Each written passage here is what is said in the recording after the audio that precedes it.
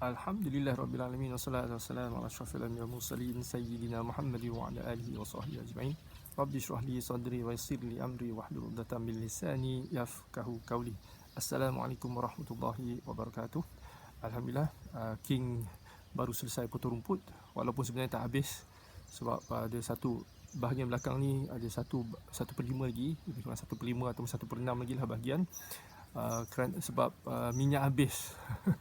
minyak tu habis tiba-tiba. Jadi tak apalah, mungkin yang tu petang nanti King kan sambung dan habiskan, selesaikan potong rumput. Okey, hari ni apa yang King nak sharekan, sebenarnya tadi biasalah King sambil potong rumput ni memang selalunya ada terlintas lah idea-idea.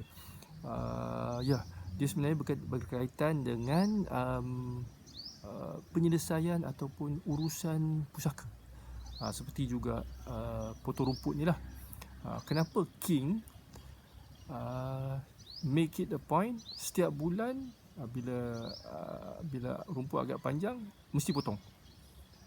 Sebab kalau kita biarkan, kita tangguh, rumput tu akan jadi lebih panjang. Bila lebih panjang, nanti kos dia akan dah lebih tinggi lah, sebab minyak yang diperlukan lebih banyak, sebab rumput tu lebih panjang. Jadi kita nak potong tu satu tempat tu lebih lama. Tu satu. Kemudian masa akan terbuang, sebab daripada 1 hari boleh siap, mungkin nak ambil masa 2 hari. Kan rugi masa. Okey, begitulah juga dengan urusan pusaka. Ini King bercakap ni berkenaan dengan kematian yang tak berwasiat lah. Sebab kalau berwasiat, kalau katalah arwah tu sebelum dia meninggal, dia telah buat katalah dia buat perancangan harta pusaka, dia ada wasiat, dia telah buat wasiat dengan katalah as-solihin. Dia jumpa King lah, buat wasiat as-solihin, yang mana dalam wasiat sebenarnya yang paling penting dalam wasiat adalah pelantikan pentadbir atau wasi, yang mana wasi ni akan mentadbirkan harta pusaka tersebut lah, menyelesaikan masalah-masalah dalam pusaka tersebut.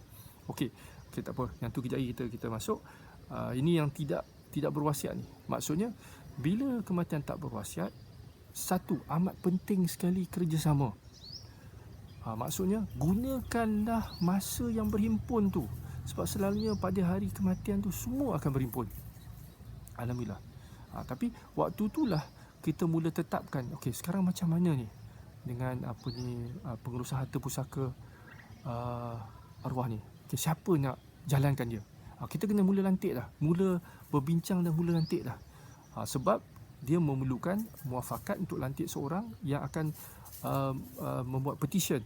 Jadi sekarang petition, masukkan orang A untuk nak memulakan proses pentadbiran harta pusaka lah. Ni dah mentadbir dah, bukan merancang dah, nak mentadbir harta pusaka.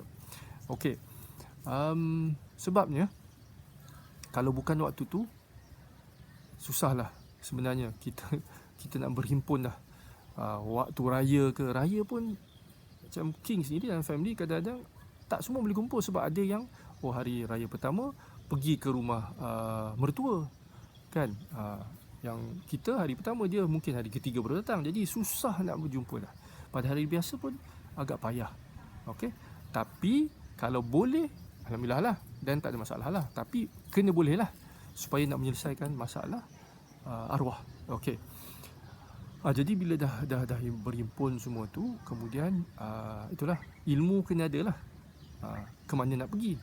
Sebab tujuan utama dia untuk nak mentadbir harta si mati ni adalah untuk mendapatkan surat kuasa. Okey, dipanggil letter of administration, yang mana ada 3 tempat yang kita boleh dapat. Yang mana setiap agensi ni mempunyai dia punya jurisdiksi lah. Macam mana, di mana baru kita pergi. Macam Amanah Raya ni, kalau sekiranya harta si mati ni bawah 600,000 dan semuanya harta ta'alih. Bukan harta alih, harta alih, tengok tersasul.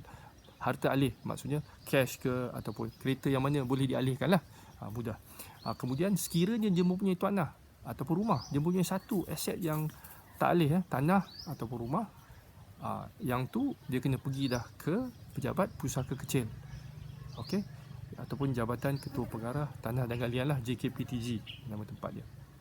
Dia kena laksanakan mulakan proses di sana. Kalau melebihi dan di bawah 2 juta lah. Kalau melebihi 2 juta, terpaksa mendapatkan probate ataupun terpaksa mendapatkan LA, bukan probate, Letter of Administration daripada Mahkamah Tinggi. Di situ kita kena lantik lawyer lah pula. Okey. Katalah so dia kena tahulah macam mana proses dia nak laksanakan. Kemudian masa juga perlu. Jadi orang yang nak dilantik ni mesti seorang yang ada masa. Dia ada masa untuk nak bergerak, sebab sekiranya si mati ada tanah di negeri-negeri yang berbeza. Sebelum dia boleh mulakan masukkan dalam borang A tu, dia kena pergi buat carian. Carian ni bukan centralized, bukanlah saya duduk KL boleh pergi satu pejabat tanah ni boleh buat carian di mana-mana seluruh Malaysia. Tak boleh kena pergi di sana. Kalau di Kedah, kena ke Kedah. Kalau satu di Kedah, satu di Kelantan, satu di Johor, kena pergi ke setiap pejabat tanah itu. Okey? Itu satu. Kemudian satu lagi, dokumen mesti ada. Tu masalahnya kadang-kadang yang menjadi lambat atau menjadikan langsung tak peduli lah, sudahlah. Dokumen pun tak tahu nak cari di mana. Okey, bank account lah, geran lah, tak tahu letak di mana. Okey. Kemudian bila dah ada tu, then baru itulah, kalau pejabat segera nanti ada tarikh bicara. Bila bicara ni semua nak kena jumpa. Okey, nak kena jumpa. Maksudnya sebelum berjumpa tu pula kena bermesyuarat dululah, kena muafakat supaya bila masuk dalam bilik bicara semua setuju. Alhamdulillah.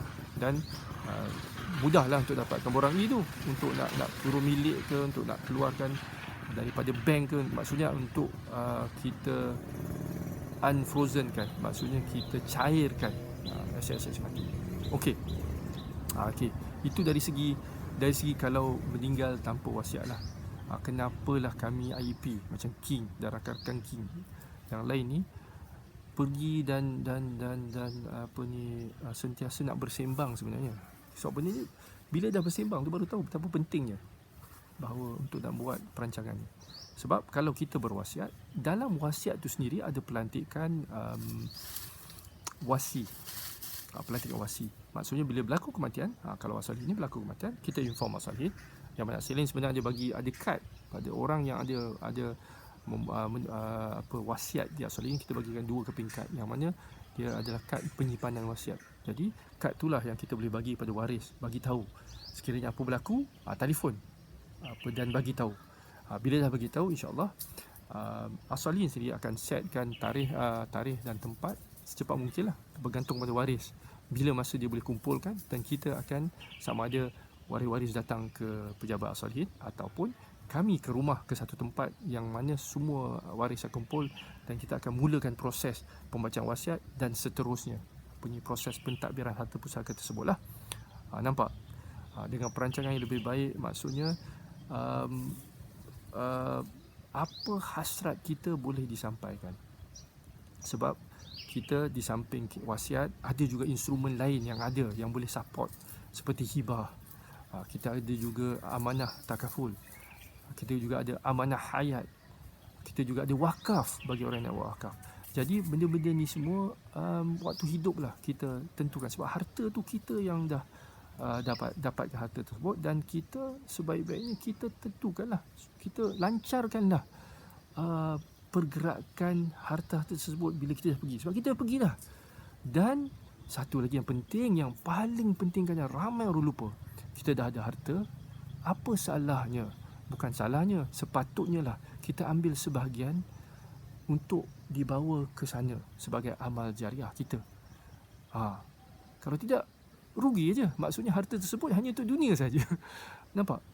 Jadi dengan perancangan yang baik, kita dengan niat kita sendiri, dan melantik sebuah syarikat amanah yang tertakluk pada akta, yang mana kita akan melaksanakannya. Maksudnya alhamdulillah, kita akan dengan harta kita itu, kita boleh bawa ke sana. Janganlah macam orang kata, bila mati ni terputuslah, habis harta semua dah tak berbau bermanfaat. Rugi sekali. So buatlah perancangan. Okey. Rasanya itulah apa ni King nak nak share hari ni. Alhamdulillah dapat exercise sikit. Doa-doakanlah Kedah ni. Sebab Kedah sekarang ni pun tiba-tiba dilanda COVID ni, setiap hari makin meningkat. Kita doakanlah agar COVID ni apa orang kata, bukan hanya di Kedah, dia akan malah di seluruh dunia kita akan dapat hidup seperti sedia kala. Biarlah Allah angkat balik masalah COVID ni, mungkin sebagai ingatan kepada kita juga sebenarnya, untuk kita kita fikirkan apa hikmah di sebalik COVID ni. Okey. Jadi kita sudahilah dengan tasbih kafarah dan surah Wal-Asr. Subhanakallahumma wa bihamdika asyhadu an la ilaha illa anta astaghfiruka wa atubu ilaik. Wal 'asr innal insana lafi khusr illa allazina amanu wa 'amilus solihati wa tawasaw bil haqq wa tawasaw bis sabr. Okey, wabillahi taufiq. Assalamualaikum warahmatullahi wabarakatuh. Have an awesome day till we meet again. Okay, thank you.